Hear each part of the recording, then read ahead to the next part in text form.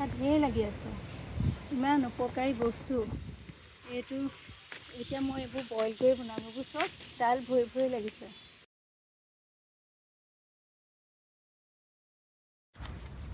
এইবোৰ চব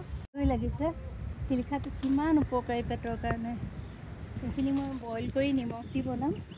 বহুত ধুনীয়া হয় খাবলৈ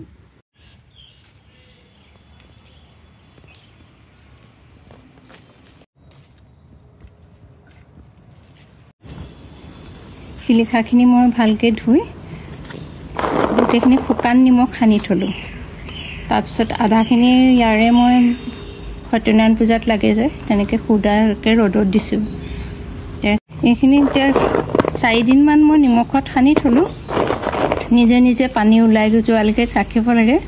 নিজে নিজে পানী ওলোৱাখিনি পানীখিনি টুকি মই এয়া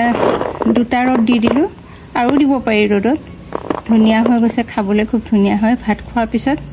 আগৰ আমাৰ দেউতাই কয় ইয়াৰ এনেকুৱা যদি 3টা শিলিখা খায় মানুহে 3 টিলিকা মাৰিব পাৰে